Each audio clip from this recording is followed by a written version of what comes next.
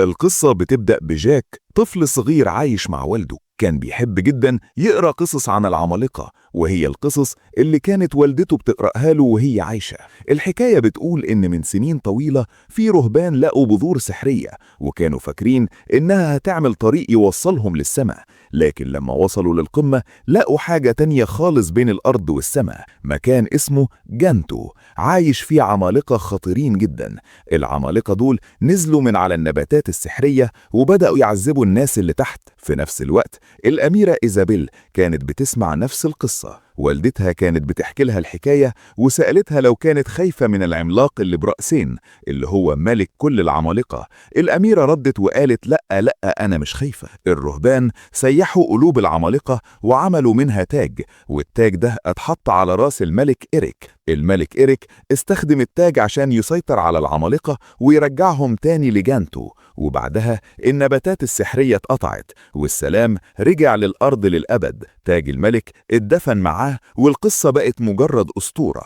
لما والد جاك كان بينيمه، الولد سأله لو العمالقة ممكن يرجعوا تاني في يوم من الأيام. والده قال له إنهم حتى لو رجعوا أحفاد الملك هيوقفوهم، بس في الآخر سابه وهو بيقول له إن مفيش حاجة اسمها عمالقة أصلا. في الوقت ده والدة الأميرة كانت بتقول لها إنها من نسل الملك إيريك. وبعد ما والد جاك خرج من الأوضة، الولد بدأ يقرأ القصة تاني، واللي كانت بتقول إن في يوم من الأيام العمالقة هيرجعوا وهيحاربوا البشر على الأرض وهيقتلوا حفيد إيريك. بعد 10 سنين عم جاك بعته للمدينة عشان يبيع الحصان بتاعه، وحذره إنه ما يتشغلش في أي حاجة وهو في الطريق. لما وصل المدينة، جاك اللي بقى شاب دلوقتي بدأ يبيع الحصان والعربية بتاعته، وفجأة انتباهه اتشد لمسرح المدينة. كانوا بيعرضوا نفس قصة الملك إيريك والعمالقة. وهو بيتفرج على المسرحية، جاك كان بيبص على بنت، والبنت كمان خدت بالها إن جاك بيبص عليها. قبل ما المسرحية تخلص،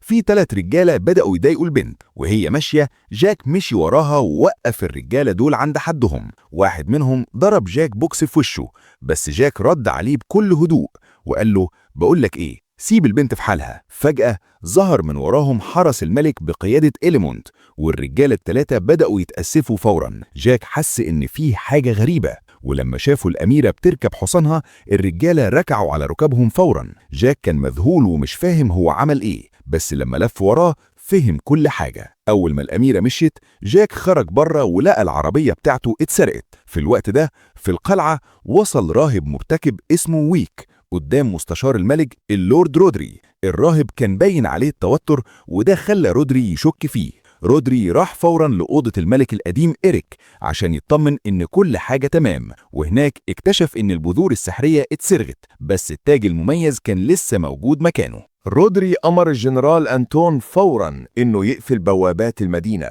ويشدد عليه إن الراهب ده ما يهربش مهما حصل. الراهب حس إن الحرس بيدوروا عليه، وفجأة شاف جاك وهو بيحاول يبيع الحصان بتاعه. الراهب قرب من جاك وقال له بص، أنا معيش فلوس، بس ممكن أديك بذور سحرية. جاك تردد في الأول، بس الراهب صمم إن البذور دي مميزة جدا وهتجيب له فلوس كتير بعدين. الراهب أكد على جاك إن البذور دي ما تضيعش منه أبدا، والأهم إنها ما تبلش مية تحت أي ظرف. وبينما جاك بيفكر، الراهب خد الحصان بسرعة وهرب. وقبل ما الراهب يلحق يخرج من المدينة، رجالة رودري طردوه وقبضوا عليه. في نفس الوقت عم جاك كان عمال يبهدل فيه ويقول له انت راجع لي ب4 حبايات فاصوليا بدل الحصان، هو ده كل عقلك؟ وفي القصر الملك برامويل كان بيوبخ الأميرة، ازاي تخرجي من القلعة من غير حرس؟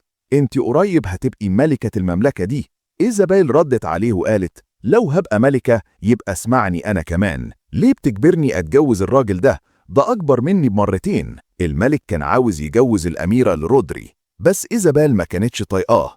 إيزابيل أكدت إنها مش ست ضعيفة ولا قليلة الحيلة، وسابت الأوضة وخرجت. في الوقت ده عم جاك رمى البذور بغل على الترابيزة وخرج وهو متعصب. وبعدها بنشوف رودري وويك وهم بيحققوا مع الراهب. الراهب قال إن البذور دي كان لازم تتساب مكان ما كانت مدفونة، وإنها معمولة بسحر أسود ومحدش يقدر يسيطر عليها. رودري منفتش لكلامه وقتله. بعدها بشوية جاك كان قلقان على عمه اللي كان بره في العاصفة. في نفس الوقت الأميرة اللي هربت من القلعة تاهت، وشافت نور طالع من بيت جاك فراحت ناحيته. جاك كان بيجهز نفسه عشان يخرج يدور على عمه، وفجأة الأميرة خبطت على الباب. جاك دخلها وبدأوا يتكلموا، وبسبب العاصفة المية كانت بتنقط على الأرض وبدأت تقرب ببطء من واحدة من البذور السحرية. جاك ورى إيزابيل الكتاب بتاع العمالقة اللي كان بيقراه وهو صغير، والاتنين عملوا نفسهم مش عارفين بعض. جاك سألها: انت هربانة من مين؟ فالأميرة ردت عليه وقالت له: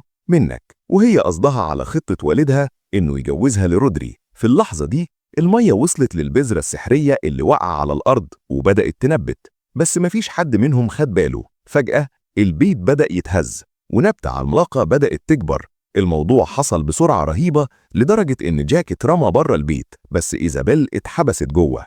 البيت كله اترفع لفوق مع النبتة اللي بتكبر بسرعة البرق. جاك بدأ يتسلق بسرعة عشان يحاول ينقذ الأميرة، وقدر فعلا يوصل للبيت. بس وهي إيزابيل بتفتح الباب زقت جاك من غير ما تقصد. جاك مسك في إيدها بس برضه وقع لتحت، وهو بيقع قدر يمسك في الغويشة أو الأسورة بتاعة والدة الأميرة. جاك نجا من الوقعة بأعجوبة ووصل للأرض بسلام، بس كان فاقد الوعي. تاني يوم الصبح الملك وصل وهو بيبص على نبتة الفاصوليا العملاقة، وشال جاك وسأله إيه اللي جاب غويشة بنته عنده.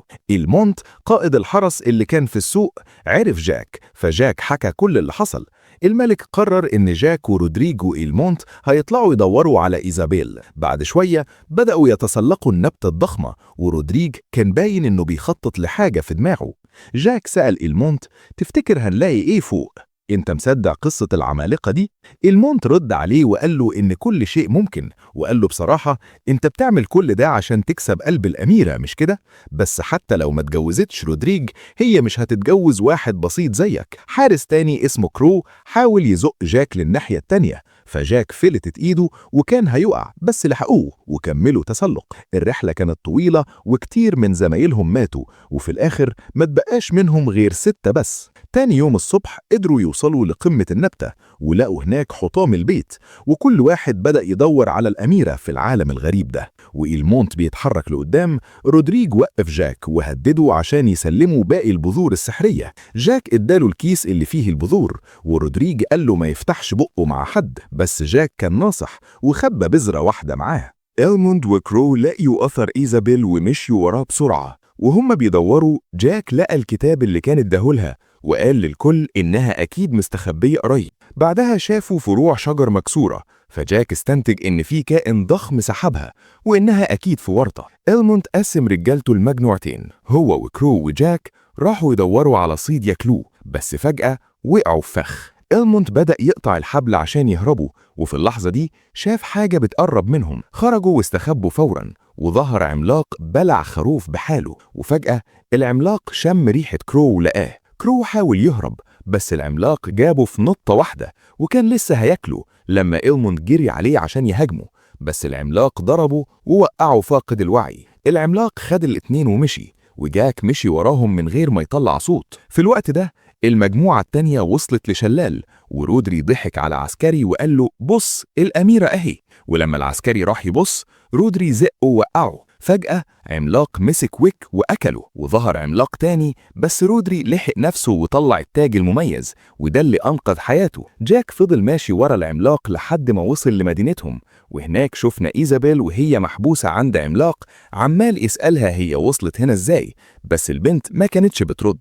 العملاق سأل تاني لو في حد تاني جاي، وإيزابيل قالت إنها لوحدها. بس العملاق اللي برأسين الجنرال فالون عرف إن إيزابيل من نسل الملك إريك، وورى شعبه إن البشر رجعوا تاني. في اللحظة دي عملاق تاني جاب كرو وإلمونت لهناك. زعيم العمالقة بدأ يحقق معاهم، وكرو بدل ما يجاوب قعد يتريق عليهم، فقام عملاق بلعه في قطمة واحدة. جاك سمع الدوشة وقدر يوصل للمكان من غير ما العمالقة يحسوا بيه. الجنرال فالون هدد إلمونت إنه هياكل إيزابيل لو ما جاوبش، وقعد يتخانق مع عملاق تاني على مين اللي ليه الحق ياكلها. وفجأة وصل رودري وهو لابس التاج، وكل العمالقة حتى الجنرال نفسه ركعوا على ركبهم. إلموند فرح إن رودري وصل، بس رودري راح قعد على العرش فورا.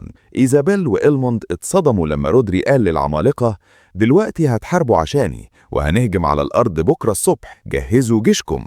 الجنرال فالون ما كانش عاجبه الكلام ده خالص. جاك شاف أوضة فيها حاجات مسروقة من الأرض، وسمع إيزابيل وهي بتترجى العمالقة يسيبوها عشان كانوا بيجهزوا عشان ياكلوها. جاك راح هناك فورا، ولما العملاق راح يدور على حاجة جاك حاول يخرج إيزابيل بس معرفش، فقام راح لإلموند واداله سكينة. لما العملاق رجع غطى إلموند كله بالعجين وحطه في الفرن، غالبا كان عاوز يعمل منه سمبوسة. جاك اتسلق لفوق، وفي الوقت ده إلموند قطع العجين وحرر نفسه. فجأة العملاق طلع إيزابيل من القفص، فجاك استغل الفرصة ومسك سكينة كبيرة وغرزها في العملاق. إلموند حرر نفسه هو كمان، وإيزابيل استخبت، وجاك فضل ماسك في ظهر العملاق. العملاق حاول يهرس جاك فخبط نفسه جامد في الحيطة، والغباء ده خلاه يموت نفسه بنفسه. إلموند كان مذهول إن جاك قدر يهزم عملاق ضخم زي ده، فجاك قال له: أنا عارف طريق، تعالوا معايا بسرعة. تحت على الأرض الملك سأل الجنرال لو المفروض يقطعوا النبتة السحرية، فالجنرال نصحه يستنوا شوية عشان الناس اللي طلعت فوق تعرف ترجع. وبعد شوية جاك وإلموند والأميرة وصلوا لشط النهر ولقوا عملاق نايم. جاك فكر يصحيه بخلية نحل عشان يجري بعيد وما يركزش معاهم. الاتنين قربوا من العملاق النايم وحطوا الخلية في القناع بتاعه وجريوا استخبوا. بعدها بلحظات العملاق صحي وهو مرعوب وفقد توازنه ووقع من فوق المنحدر، بس إلموند ما كانش عاجبه المنظر. إلموند قرب من الحافة وقال: أنا لازم أفضل هنا عشان أراقب رودري. وقال لجاك: خد الأميرة ورجعها البيت، انت دلوقتي حاميها. إيزابيل ودعت إلموند والاتنين مشيوا، وفي الوقت ده العملاق الضخم وقع قريب من النبتة السحرية. الملك شاف الموقف وقال للجنرال بتاعه: بنتي مش أهم من المملكة كلها، حياة الكل في خطر، اقطعوا النبتة دي. الجنرال كان لسه عاوز يستنى الأميرة ترجع، فقام الملك مسك السيف وبدأ يقطع فيها بنفسه وهو عمال يعتذر لبنته بصوت عالي. لما الجنرال شاف إصرار الملك أمر رجالته يقطعوها بسرعة. في نفس الوقت جاك وإيزابيل كانوا نازلين من على النبتة وشافوا مدينتهم وعرفوا إنهم قربوا جدا، وقعدوا يتساءلوا الناس اللي تحت بيعملوا إيه. شغل قطع النبتة السحرية كان ماشي بسرعة جدا، وفي جانته إلموند كان مستني رودري عند الحافة وصحي من النوم على صوت جيش العمالقة وهو بيقرب. رودري وصل وقرب من الحافة، وفجأة إلموند هجم عليه وباقي البذور وقعت منهم. قامت خناقة جامدة بين الاتنين، ورودري طلب مساعدة العمالقة، فالجنرال فالون أمر رجالته يشدوه. رودري كان هيهزم إلموند، بس إلموند مسك سيفه وعوره. رودري استغل الفرصة وزق إلموند من على الحافة، بس إلموند لحقه وطعنه بالسكينة وقتله. العمالقة كسروا الصخر بس ما لحقوش ينقذوا رودري ومات. بس دلوقتي التاج بقى معاهم. الجنرال فالون حط التاج في صباعه وبقى هو ملك العمالقة. تحت على الأرض الرجالة قطعوا جزء من النبتة السحرية، وأول ما الجزء اللي تحت اتقطع النبتة بدأت تتهز بشكل غريب. جاك وإيزابيل حسوا بالهزة دي وهم فوق، والنبتة بدأت تقع بسرعة. جاك قال لإيزابيل تمسك فيه جامد. في الوقت ده إلموند قدر يتشعبط في فرع قبل ما النبتة تتكسر، والجنرال فالون كان عمال يراقبه. جاك وإيزابيل كانوا نازلين بسرعة الصاروخ، وجاك استخدم جزء من النبتة زي الحبل واتمرجحوا بيه. الجزء اللي فوق اللي إلموند كان ماسك فيه وقع على القصر الملكي، بس إلموند نط قبل ما يخبط في الأرض. الملك كان حزين جدا وفاكر إنه فقد بنته، بس فجأة ظهر إلموند ومعاه إيزابيل. إيزابيل حكت لوالدها كل اللي حصل فوق، والملك كافئ جاك عشان أنقذ بنته وقال له: بصفتي أب عمري ما هقدر أوفي دينك. جاك ودعهم وهو قلبه تقيل، وإدى إيزابيل الكتاب عشان تفتكروا بيه. بعدها بشوية الأميرة دخلت القلعة مع والدها، والكل افتكر إن الخطر زال. بس الجنرال فالون لقى البذور السحرية مع جثة رودري، رماهم في المية وفورا بدأت نبتة سحرية تانية تكبر. الجنرال فالون جهز شعبه لأن البذور كانت بتنبت عند حافة أرضهم بالظبط، وقبل ما النبتة تكمل طولها العمالقة بدأوا يتسلقوها، وفي الآخر الجنرال نفسه طلع وراهم. على الأرض جاك لقى الحصان بتاعه وشاف العمالقة وهم نازلين. ركب حصانه بسرعة وجري عشان يحذر الملك، وفي لحظات العمالقة وصلوا للأرض. جاك قال لراهب يضرب الأجراس بسرعة، وراح للملك وإيزابيل وبلغهم بموضوع العمالقة. في اللحظة دي شافوا عمالقة وراهم والكل بدأ يجري ناحية المدينة. الجنرال فالون كان بيطارد الملك وإلموند جهز الجيش والمدينة. كل حاجة من أول السهام لحد الزيت المغلي بقت جاهزة. العمالقة كانوا ورا جاك بالظبط، وإلموند كان مستنيهم يدخلوا المدينة عشان يولع في الزيت. أول ما الملك دخل المدينة الكوبري المرفوع اترفع وجاك نط، بس الجنرال فالون نط وراه.